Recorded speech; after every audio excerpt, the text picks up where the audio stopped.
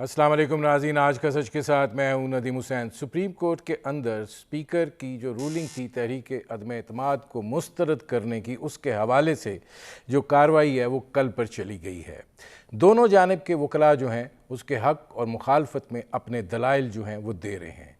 ये एक आइनी बहस है और ज़ाहिर है कि इस वक्त ना सिर्फ ये कि आइनी बहरान है बल्कि मुआशी बहरान जो है वो इससे कहीं ज़्यादा है। एक बेयकीनी की कैफियत है और एक कर्ब है जिसके अंदर पूरी कौम जो है वो मुब्तला है। दिखाई ये दे रहा है कि मामला उस हद तक न चला जाए जहाँ पे फिर गली मोहल्लों के अंदर इस हवाले से सूरत हाल जो है वो कशीदा हो जाए। ये एक नहायत अफसोसनाक अमर है। वज़ीर आज़म इमरान ख़ान ने इस तहरीक अदम एतमाद के हवाले से बयानिया एक ख़त के ऊपर इस्तवार किया और उन्होंने ये बात कही कि ये एक गैर मुल्की साजिश है। उन्होंने फिर अमेरिका का नाम भी लिया और ये बात कही कि अमेरिका जो है उसने इस साजिश को जो है वो परवान चढ़ाया, यहाँ पर पैसे फराहम किए और यहाँ पर जो है लोगों की जो भी ख़रीदो फ़रोख्त हुई वो उसका नतीजा थी। हमारे सफ़ीर को जो है इस हवाले से बराह रास्त जो है वो धमकी दी गई। उन्होंने तो यहाँ तक कहा कि रजीम चेंज की बात की गई। उन्होंने ये भी कहा गया कि तहरीक अदम एतमाद अगर कामयाब हो जाती है तो मामला ठीक हो जाएंगे और अगर ये नाकाम हो जाती है तो फिर उसके नताइज जो हैं वो इंतहाई संगीन होंगे। 7 मार्च को जो ये मुरासला फ़ॉरेन ऑफिस में मौसूल हुआ, इमरान खान साहब या उनकी हुकूमत की तरफ से कोई रद्द-ए-अमल 27 मार्च तक नहीं आया। 27 मार्च को इमरान खान साहब ने ये ख़त जो है उसको लहराया जलसे के अंदर और इस बात को जो है उन्होंने आगे बढ़ाया और उसके नतीजे में ये बात कही गई कि पार्लियामेंट के अंदर 197 अरकान जो तहरीक अदम एतमाद के हक़ में हैं वो गद्दार हैं, क्योंकि उन्होंने बैन अल-अक़वामी साजिश का वो हिस्सा बने और उसके नतीजे में जो है इस तहरीक अदम एतमाद की जो तहरीक है इसको लेकर आए हैं। और फिर आर्टिकल 5 जो है उसके तहत स्पीकर ने रूलिंग दी और करारदाद जो है वो मुस्तरद कर दी गई। वो जो आर्टिकल 5 है वो भी बुनियादी तौर पर रियासत से वफ़ादारी का है। अब ये मामला जो है वो सुप्रीम कोर्ट में है। इस बात का तयन तो वो करेगी कि ये गैर आइनी इक़दाम है या ये गैर आइनी इक़दाम नहीं है और उसके नतीजे में जो सियासी बहरान है उसने किस तरीके से हल होना है, शायद उसकी भी कोई गाइडलाइंस जो हैं वो उनके फ़ैसले में आ जाएं। ये मामला कल पर चला गया है और चीफ़ जस्टिस साहब ने आज कहा है कि वक्त तेज़ी से गुज़र रहा है और कल अदालत 9:30 बजे बैठेगी और कल कोई फ़ैसला जो है इस हवाले से यकीनन सामने आने की तवक्को की जा रही है। लेकिन ये जो साजिश है, क्या बैन अल-अक़वामी सतह के ऊपर हुकूमतों को धमकियाँ इस अंदाज में दी जाती हैं? क्या जब एक सफ़ीर दूसरे सफ़ीर से मिलता है तो वो रजीम चेंज करने की बात करता है? क्या वो ये बावर करवाता है कि उनके मुल्क में जो ये इस किस्म का इक़दाम हो रहा है उसको उस मुतलका मुल्क जो है उसकी पुश्त पनाही हासिल है और वो बराह रास्त जो है पाकिस्तान के इंतज़ामी और सियासी मामलात में मुदाखलत कर रहा है। उस मुदाखलत के नतीजे में वो एक अपोजिशन का इत्तेहाद तश्कील दे रहा है और फिर उस इत्तेहाद को तश्कील देने के हवाले से ये बात कही जाती है कि जनाब अगर तहरीक अदम एतमाद जो है वो कामयाब होगी तो आपके साथ ताल्लुकात ठीक रहेंगे, अगर नहीं होगी तो फिर ख़राब हो जाएंगे। क्या नौयत इस तरह की होती है? ये एक संजीदा मामला था। कौमी सलामती कमेटी का इजलास हुआ और अब राइटर को जो अस्करी ज़राए के हवाले से बताया गया है वो ये है कि इमरान ख़ान के ख़िलाफ़ बैरूनी साजिश का सबूत जो है वो नहीं मिला और इदारों ने कौमी सलामती कमेटी को इस हवाले से वाज़ेह तौर पर बताया कि उन्हें अपोजिशन से मिलकर किसी किस्म की साजिश और अंदरूनी मामलात में मुदाखलत या धमकी के बैरूनी शवाहिद जो हैं वो नहीं मिले हैं। लेकिन इमरान ख़ान साहब जो हैं वो बज़िद हैं और इस सूरत हाल पर कायम हैं। ज़रा ये देखा जाना चाहिए कि सफारती ताल्लुकात जब होते हैं और आप एक ग्लोबल विलेज में रह रहे हैं, इस तरह के मुल्कों के दरमियान ताल्लुकात में उतार चढ़ाव आता रहता है। क्या तरीक़ाकार सफारती यही होता है और यही तर्ज और यही तरीका अपनाया जाता है? क्या ये एक बैनुल-अक़वामी साजिश है? क्या ये मुरासला जो है वो इस नौइयत को आश्कार करता है, यही तरीक़ाकार होता है? इस पर बात होनी चाहिए। और क्या ये गद्दारी के ज़ुमरे में आता है? मेरे आज के मेहमान सफारतकारी का बहुत वसी तजुर्बा रखते हैं। वो पाकिस्तान के एक बहुत मोतबर सफारतकार हैं। उनकी बात सुनी भी जाती है। उन्होंने इस तरह के बेशुमार मरासलों का सामना किया है और बेशुमार मरासलों का जवाब भी दिया है। वो मुश्किल तरीन हालात में इस मुल्क की खिदमत करते रहे हैं। मेरे आज के मेहमान शमशाद अहमद ख़ान, साबिक़ सेक्रेटरी ख़ारजा। शमशाद साहब, ये फरमाइएगा, आज कुछ सीधे सीधे सवाल कर लेते हैं।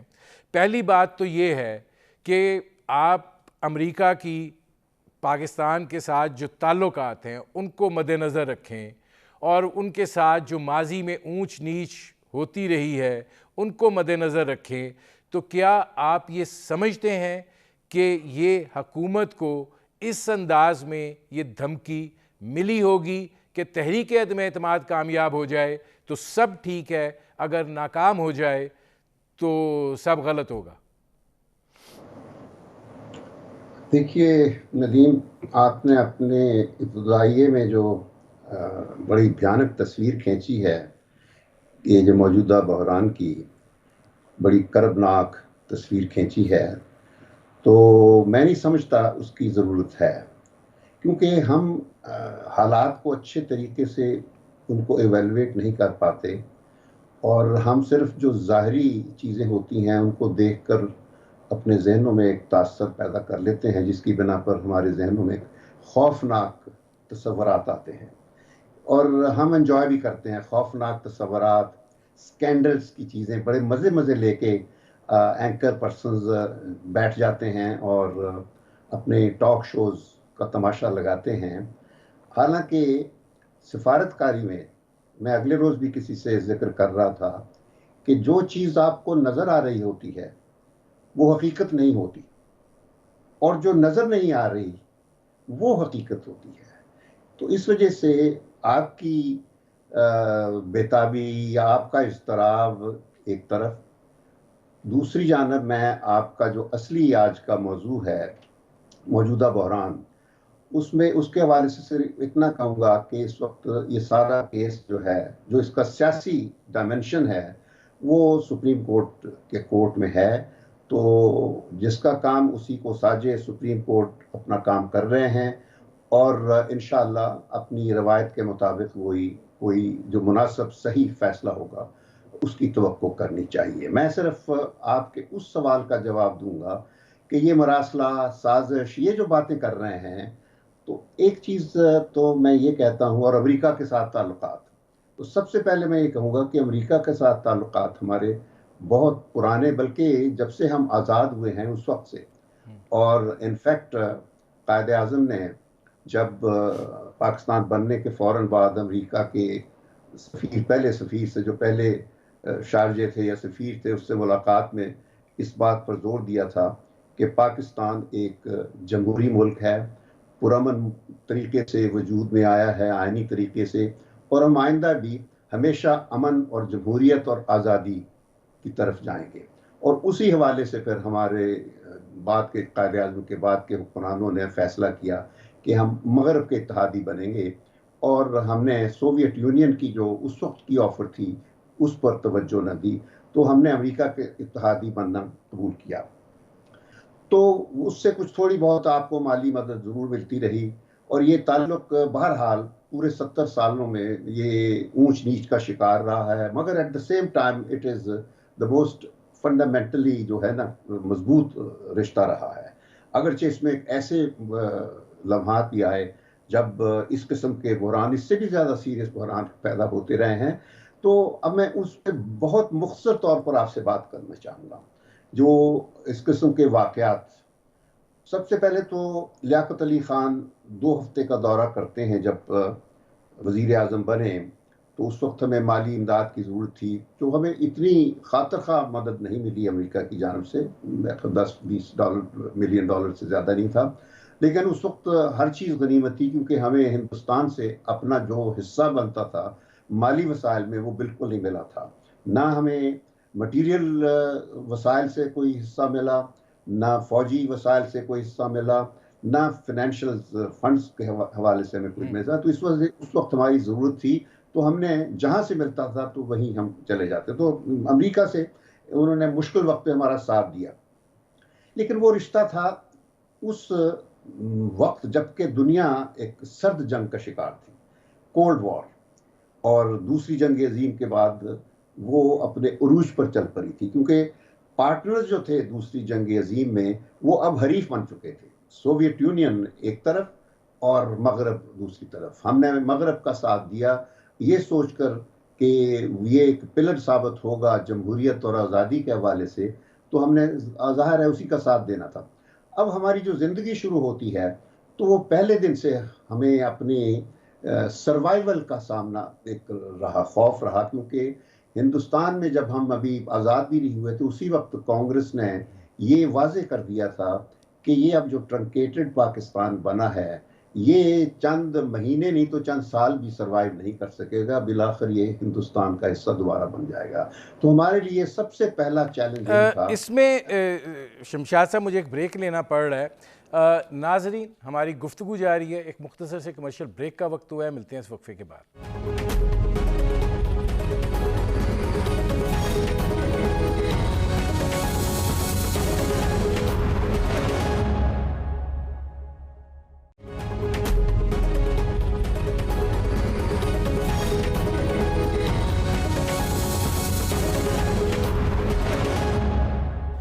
Welcome back. शमशाद साहब, देखें ये हिस्ट्री हमारे सामने है।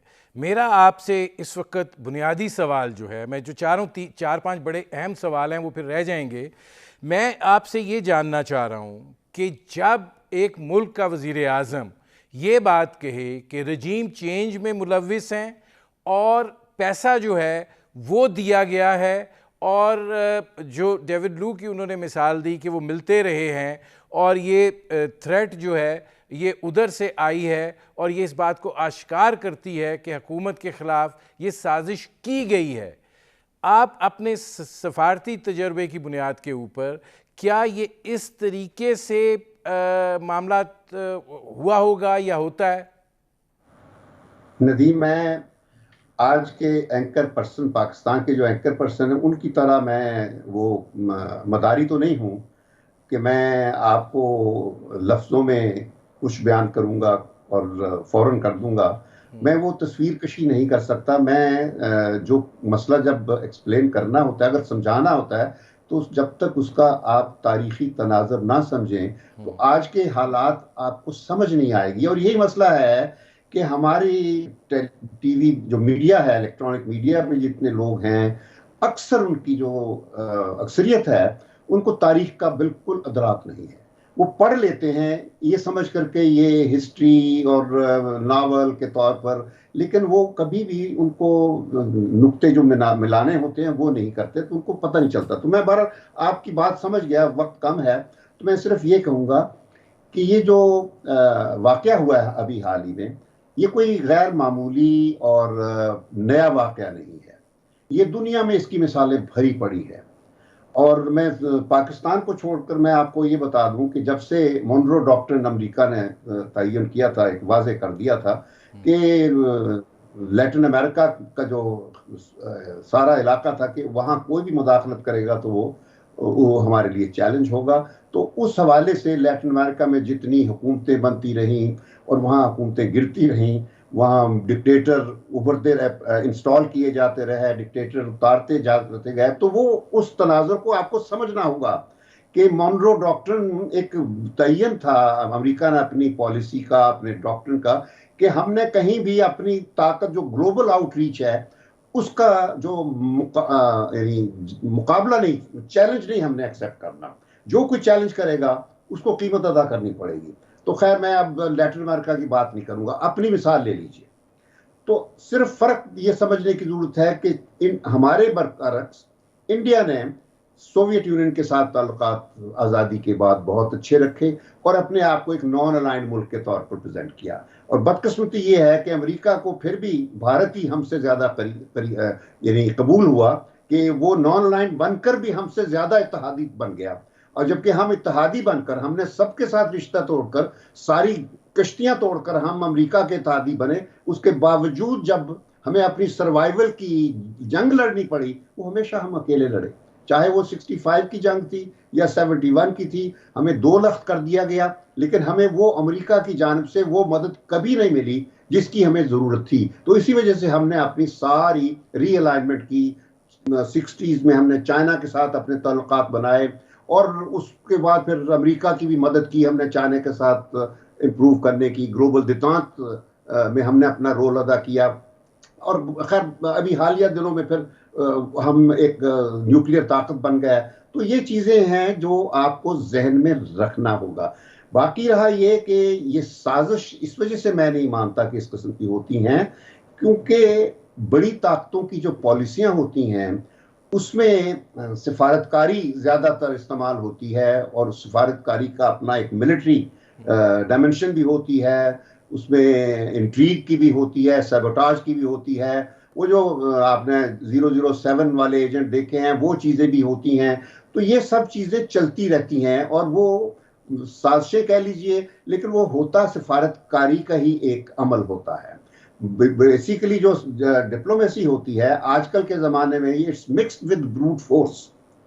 आज दुनिया में जो सफारतकारी के जो एनवायरनमेंट, जब से हम आज़ाद हुए हैं, तो जंगें, यानी सेल्फ डिफेंस के नाम पर जंगें, वॉर्स ऑफ एग्रेशन, और ये फिर न्यूक्लियराइजेशन जो थी, ये इस किस्म के नए डायनेमिक्स पैदा होते रहे, और जिसकी वजह से पाकिस्तान की अहमियत अपने तौर पर उभरती रही और हम ज़्यादा से ज़्यादा अमेरिका के जो फोकस में आते रहे, प्रेशर में भी आते रहे। लेकिन at the same time America के लिए पाकिस्तान की अहमियत नागुज़ीर होती गई है। अच्छा, इसमें ये फरमाइएगा, नहीं शमशाद साहब, ये फरमाइएगा कि देखें, जब एक मुल्क का वज़ीर आज़म ये बात कहे कि रजीम चेंज की बात की गई है, उस मुरासले में ये बात कही गई है कि बात समझ, प्लीज मेरी बात सुन लीजिए, मैं आ रहा हूं इसी तरफ।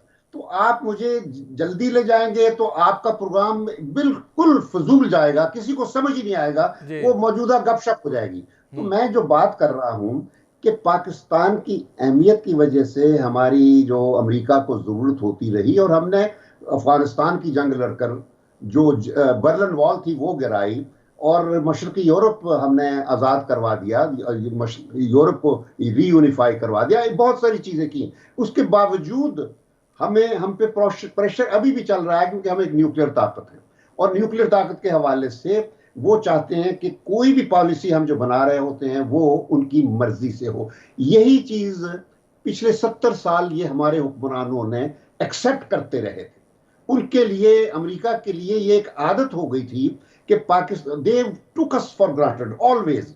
वो चाहे अयूब खां का ज़माना हो या उससे पहले का ज़माना जो था, 7-8 हुकूमतें बनती रहीं, कभी बोगरा, कभी ये सोहरवर्दी, कोई ये, वो सब अमेरिका के एक तरह से हम पिट्ठू थे। उनको कहने की भी जरूरत होती, हाँ कुछ बड़े फैसले हमने किए। लियाकत अली खान के ज़माने में एक स्टेज थी जिसकी कीमत लियाकत अली खान ने दी।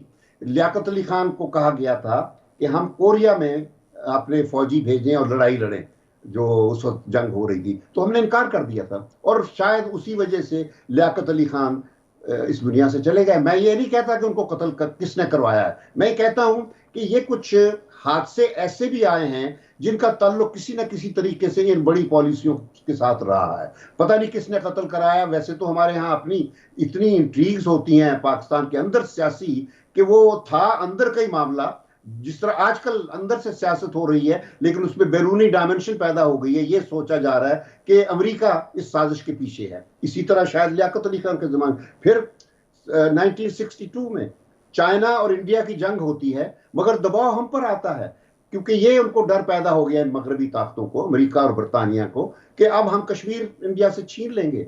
और उन्होंने उस वक्त की हमारी क़यादत को दबाव में लाकर कहा कि खबरदार जो ये काम किया आपने।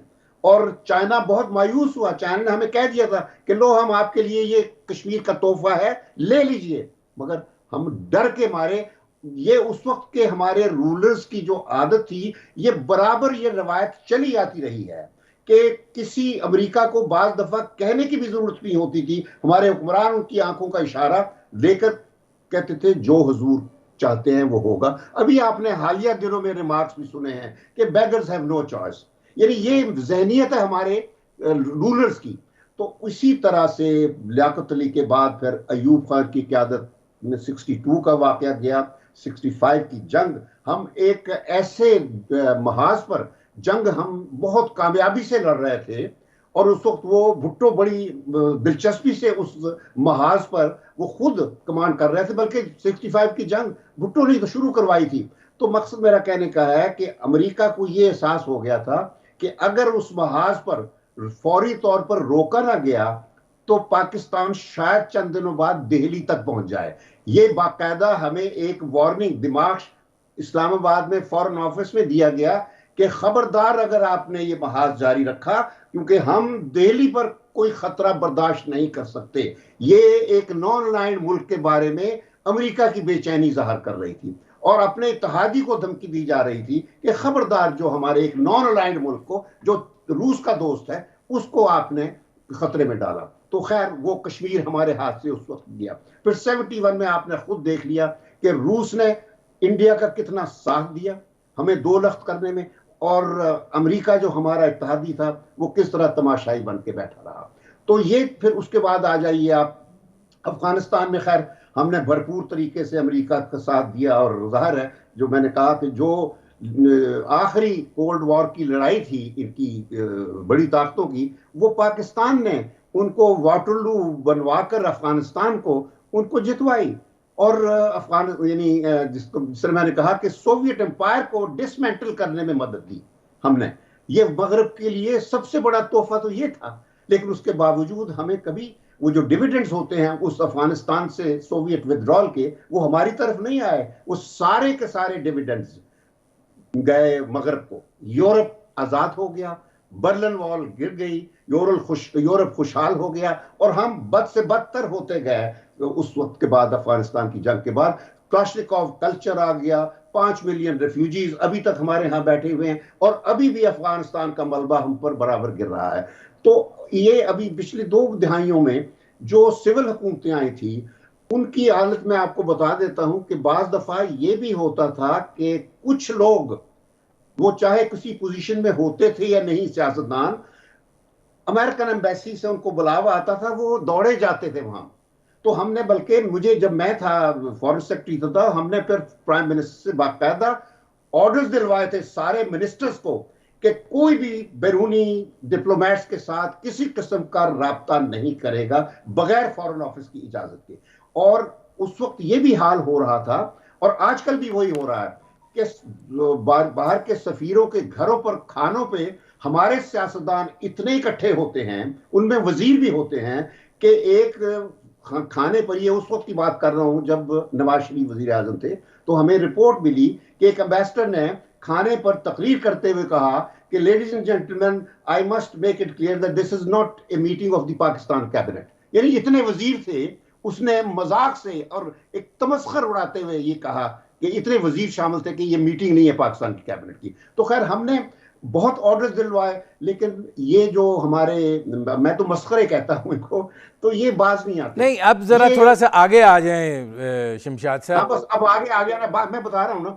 कि अब ये जो आपका मौजूदा चीज है, जरूर अमेरिका ने कहा है, ये जो बात कही है ये जरूर कहा होगा। मैं अगरचे इसका विटनेस नहीं हूं, ना मुझे किसी किस्म का कहीं से भी कोई फीडबैक है, क्योंकि मेरा कोई ताल्लुक नहीं फॉरेन ऑफिस के साथ या किसी भी सर्विंग ऑफिसर के साथ। मैं सिर्फ ये देखता हूं कि अमेरिका की एक मुसल्लमा पॉलिसी है, और अब तो 9/11 के बाद तो एक रिजीम चेंज, तो उनका पहले तो मोनरो डॉक्ट्रिन के तहत वो किया करते थे, कभी चिली के सदर को मरवा दिया, निकाल दिया, कभी निकारागुआ, कभी वेनेजुएला, इस तरह लैटिन अमेरिका में तो ये हर रोज की वाकयात होते थे हुकूमतें बदलना।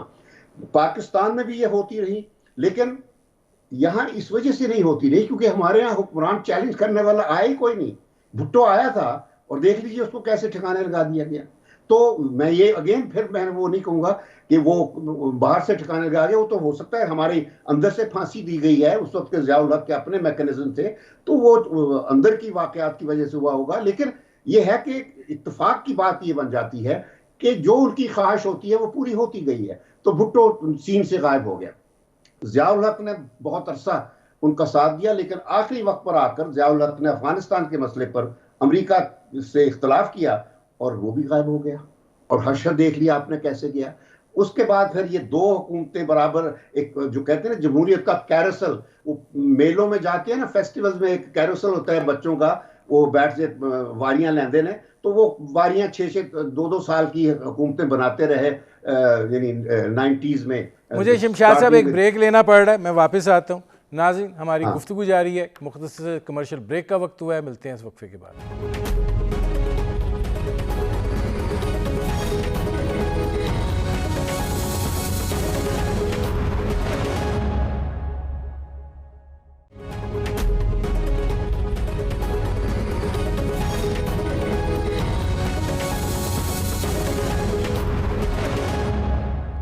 Welcome back.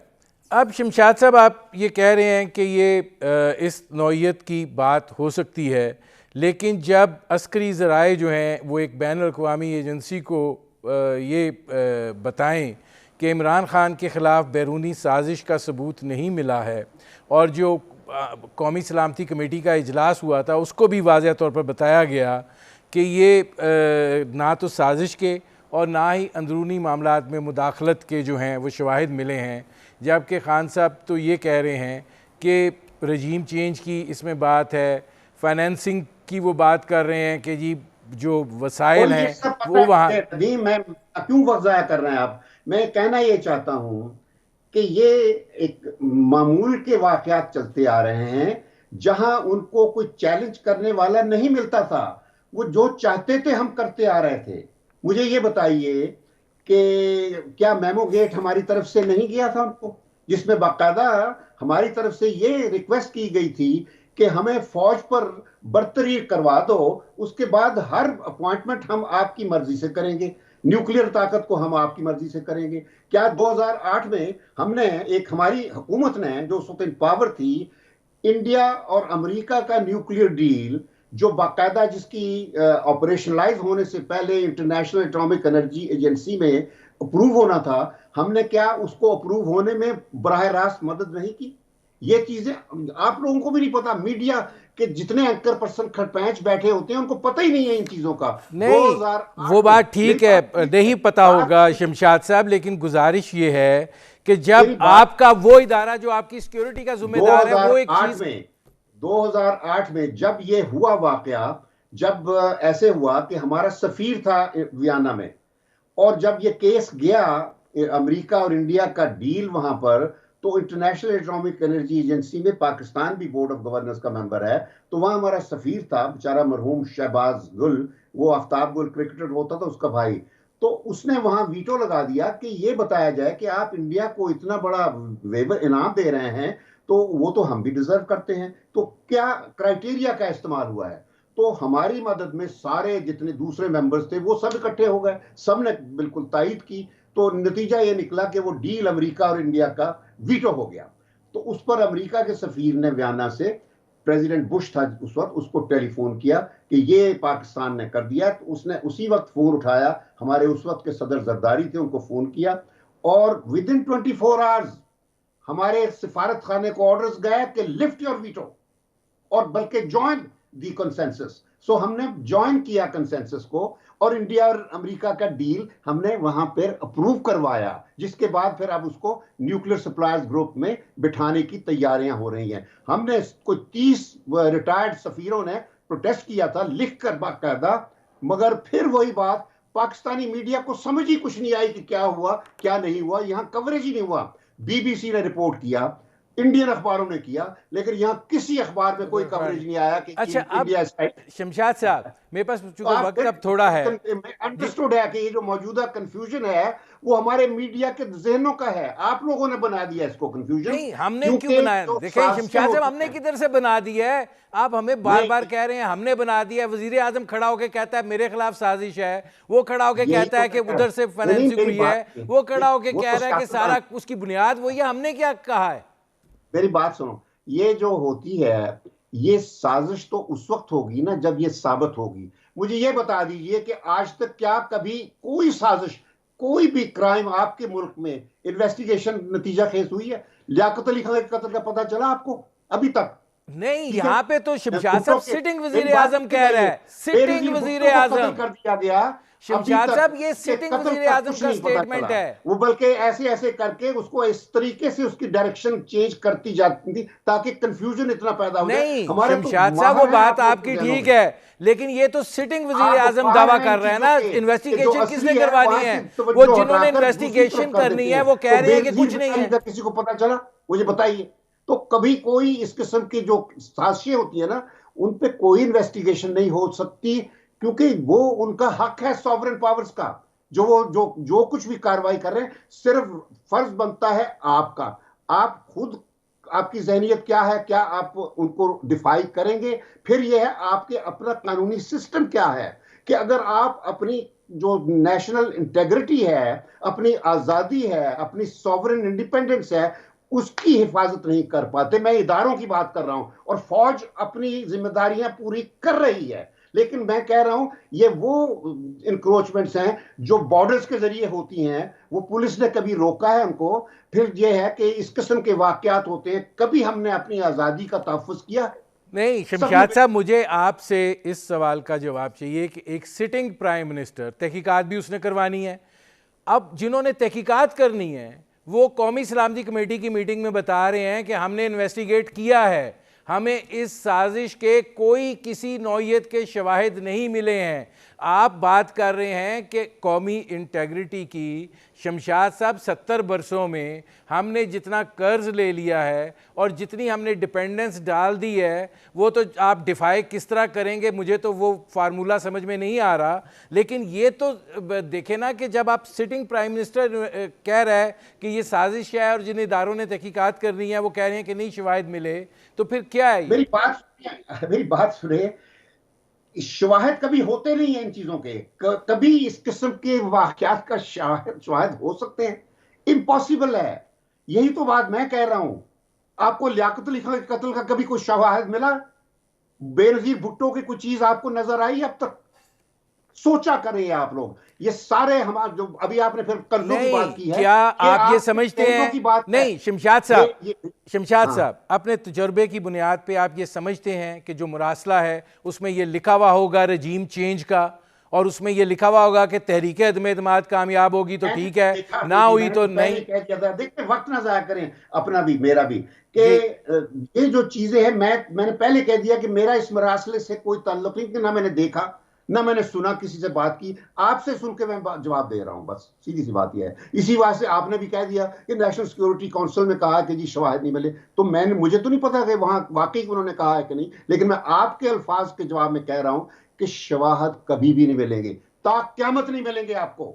जब बड़ी ताकतें शामिल होती हैं तो फिर तो सिर्फ यही है कि जिस तरह इमरान खान ने स्टैंड लिया है ना, कि आप डिफाई करें और अपनी आजादी की हिफाजत करें, और अपने आप को उस पैसे, उस भीख पर, जिसकी वजह से आप 70 साल से हम लोगों ने ये समझ लिया है कि बेगर्स आर नो चूजर्स, तो ये वो जहनीत से छुटकारा हासिल करें। अरे भाई, वो कौमें हैं। इंडिया बजाते खुद कर्जे नहीं लेता जिस तरह आप लेते हैं।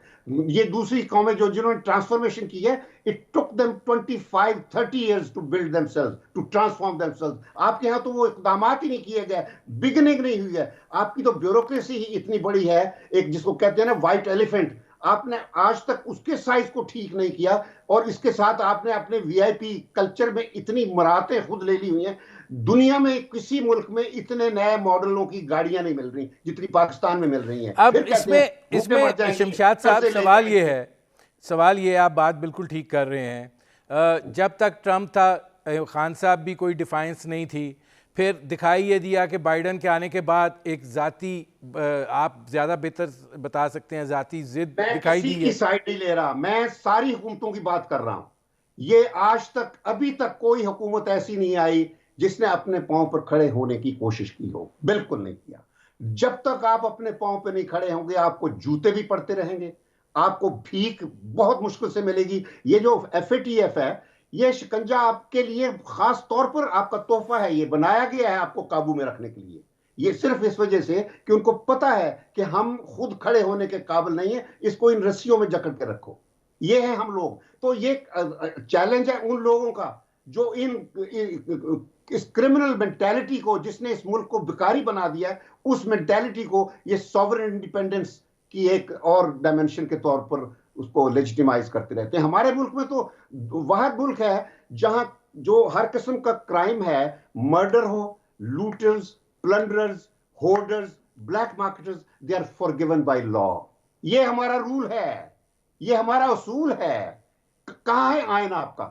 कहां नहीं है? तो अब लेकिन मुझे बताइए, इसका, पार्लियामेंट या शमशाद पार्लियामेंट? साहब, इसका मेरी ये बात मतलब सुनिए, तो नहीं है ना। एक बात, शम, प्लीज बात सुने, आज बात कर लेने दीजिए। जी मैं सियासी बंदा नहीं हूं, आई एम ए डिप्लोमैट। मैं कह रहा हूं कि क्या आपकी पार्लियामेंट पार्लियामेंट का काम कर रही है? क्या अदलिया आपका वो इंसाफ उस तरीके से कर रही है जिससे सारी राया समझ सके कि इंसाफ हो रहा है? क्या आपकी जो ब्यूरोक्रेसी और पुलिस है वो अपना अपना काम कर रही है? पुलिस बिलखसूस पुलिस वो काम नहीं कर रही जो दुनिया में पुलिस करती है। क्या आपकी यूनिवर्सिटियां वो पढ़ाई दे रही हैं जो दुनिया की यूनिवर्सिटियां दे रही हैं? नहीं। क्या आपके अस्पताल वो इलाज दे रहे हैं जहां जो दुनिया के अस्पतालों नहीं में शमशाद साहब, अब ये तो ये जितनी सब बातें से, हैं जो आप कह मेरी रहे बात हैं, सुने, नहीं ये मैं बता शमशाद रहा हूं साहब, गवर्नेंस की बात। ये हुकूमतें सब फेल हो चुकी हैं, सब हुकूमतें नहीं समेत वो ये नहीं जो है, शमशाद साहब, इससे भी बड़े बड़े शमशाद वादे साहब, इकराम ने मैं किए थे। आपका ये मान भी लूं, आपने पूरा सिस्टम जो है वो कह दिया है कि ख़राब है, यकीनन है भी, कोलैप्स कर गया हुआ है, तो क्या इसका मतलब ये है कि रियासत को ही रैप अप कर दिया जाए? मैं तो नहीं कह रहा, ये तो अब आपका अंदाजा है, आप जो मर्जी कह दीजिए। ये उन लोगों के लिए लम्हा फिक्रिया है जो इस सारे प्रोसेस में, जो इस मसले को एड्रेस करने से नाकाम रहे हैं, या वो समझते हैं स्टेटस को टच रखे। मुझे याद है एक दफा एक चीफ जस्टिस से मेरी मुलाकात, सर्विंग चीफ जस्टिस थे, या कई सालों की बात है, दिहाइयों से। तो जिन दिनों में लॉन्ग मार्च का हिस्सा हुआ करता था, मैं बताऊं, मुझे बाद मीडिया में दोस्त कहते हैं कि शमशाद साहब आप क्यों इन बातों में दखल करते हैं? मैं किसी सियासी पार्टी की हिमायत नहीं करता, मुखालफत नहीं, लेकिन वो मुझे कहने लगे कि आप ये क्यों एक्टिविज्म। मैंने कहा कि मेरी तो सारी जिंदगी एक्टिविज्म में गुजरी है। मैं तो स्टूडेंट था, उस वक्त भी मैं अयूब खान के खिलाफ माल रोड पर अच्छा शमशाद साहब, मेरे पास आखिरी मिनट है, अब मेरे साथ आखिरी मिनट है। मैंने चीफ जस्टिस कहा कि ये तब्दीलियों की जरूरत है जज साहब। उन्होंने कहा शमशाद साहब खुदा के लिए ये बातें ना छेड़े, ये हम लोग मुतमिल नहीं हो सकते स्टेटस को खत्म करने के, ये थे अल्फाज उनके। तो जब तक आप स्टेटस को के बंधन में बंधे रहेंगे तो यही आपके साथ होता रहेगा जो आज हो रहा है। तो मत रोइए। और खैर मीडिया तो रो भी नहीं रहा, मीडिया तो एंजॉय करता है इन बातों को। नहीं, मैं एंजॉय यही करने कह की रहा बात नहीं है शमशाद साहब, हम संजीदा बात करना चाहते हैं, सवाल पूछना चाहते हैं, क्योंकि आप दो मुल्कों के ताल्लुकात पर बात कर रहे हैं। तो अगर आप मुल्क का प्राइम मिनिस्टर ये बात कहता है साजिश है और वो साबित भी नहीं कर पाता, और पूरी रियासती मशीनरी एक तरफ और उनका एक परसेप्शन एक तरफ, तो फिर उसके नताइज क्या निकलेंगे? नदीम, ये तो आपने नहीं फैसला करना ना, मैंने करना है। अब तो ये सुप्रीम कोर्ट के पास है ना, let them take a decision. अगर उसने कोई गलत काम किया है, let them take a decision. यही तो मैं कह रहा हूं। आप पता ठीक नहीं है, क्यों नहीं मेरे समझते। प्रोग्राम का वक्त ख़त्म हो रहा है। बहुत शुक्रिया शमशाद साहब। नाज़रीन, ये थे शमशाद अहमद खान, साबिक़ सेक्रेटरी खारजा। आपने उनकी गुफ्तगू सुनी। अब तक के लिए इतना ही, इजाज़त दीजिए। अल्लाह हाफ़िज़।